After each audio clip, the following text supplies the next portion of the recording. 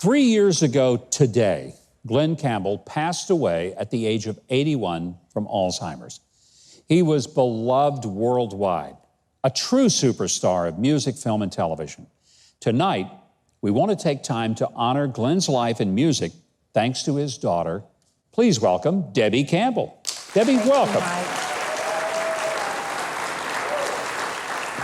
Glen Campbell was born and raised in Delight, Arkansas, actually a suburb of Delight, right. Billstown, right. Not that far from where I grew up, down in southwest corner of the state. Arkansas always loved and treasured your father because he made us all look pretty good. You know, he was just such an incredible performer. You got to work with him for a number of years, singing in his shows. In 1985, I moved to Phoenix. My ex-husband was in the military, and he got out, and I wanted my kids to be around a grandparent, and my mom and stepdad were still over in Germany. Okay. So we moved to Phoenix, and so they could, you know, get to know their grandpa. And in 1987, Dad was singing at the State Fair in Phoenix, and I said, "Hey, Dad, can I sing with you?" He goes, "Sure." And I'm like, "Oh my gosh." He said, "Yes," and I'd like shaking, you know. And so I sang with them, and he loved it. And so from then on, for the next 25 years, I ended up on the road with him. We traveled all over, you know, England, Scotland, Ireland, Wales, Australia, New Zealand. I mean, I went everywhere with him, and we were like, you know, our rooms adjoined in the hotel room, so he'd come in and turn my channel if he didn't like what I was watching or whatever, you know.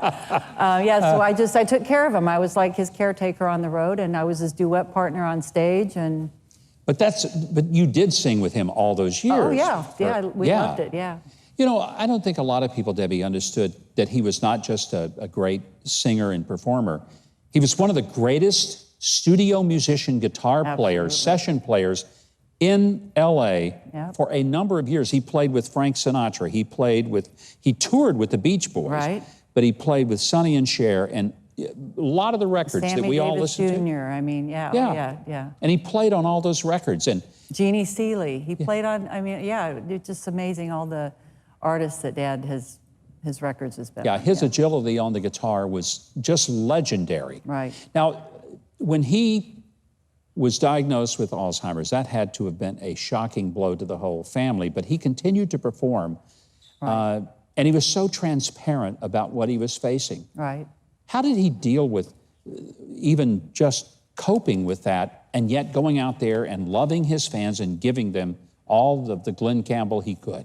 Dad's fans are the most amazing fans. I'm sure every entertainer can say that, you know. Yeah. But they really are. I mean, in fact, I know so many of them as my friends now because I was on the road with them so much that they would come to every show. I mean, they would come to Branson, and I would like, how you guys do this? You rent a car, you get a hotel, you're there 2 weeks straight in the front row, and you buy tickets to every show. I go, I have to work 2 jobs to make ends meet. How are you guys doing this? You know, and but they're just amazing, and Dad loved them. And if he knew they were coming and they missed a show, he's like, honey, we need to call and find out what happened to Lenny, or, you know, why aren't they here I mean, he tonight? had that kind of connection with the fans. Yes, absolutely, yeah. One funny story is Colin Ray had me come and sing with him in Ohio.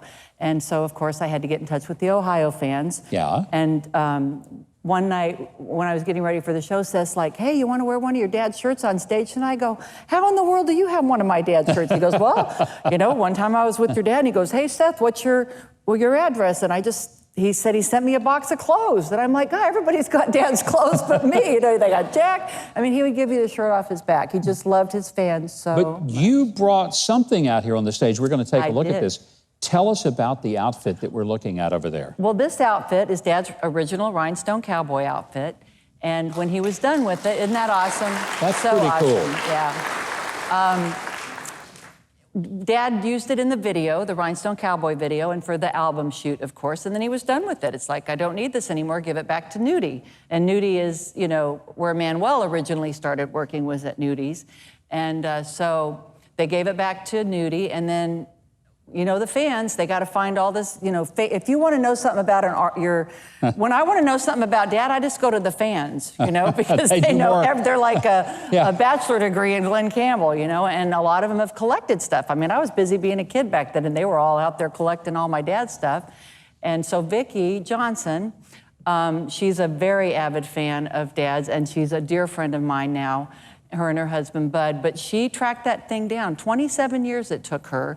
She went every thrift shop through Hollywood, anywhere that she was on the road, because she was a barrel racer, so they would go to all these different towns, and she'd go to every place that she possibly could think that she could find, that she kept. It was a running joke with her and Dad. She was going to find that Rhinestone Cowboy outfit. Well, she found it. I'm so grateful that you brought it here. Yeah, so she's let me take it to shows, because we're trying to, you know, I take it to shows and people give donations. We're trying to, my family and I in Arkansas, we're trying to raise money to get a bronze statue of Dad at the cemetery. That would be great. Yeah, I mean, he really needs it. Do me one favor, don't let Keith try that on. I know he's been wanting to, and we've got to keep him away from it, so don't let that happen. Right. But I tell you what we are going to do, we're not going to let you come and not sing. You've been singing with your dad, now you're going to sing some of his great songs. We couldn't do them all because we'd be here for weeks. Right. But we're delighted that you're here, Debbie. I'm so happy that you asked me. It's so much fun just having you here. I can't believe it just fell on the anniversary of the third year of Dad's death. Providential. Right. That you happen to be here that weekend.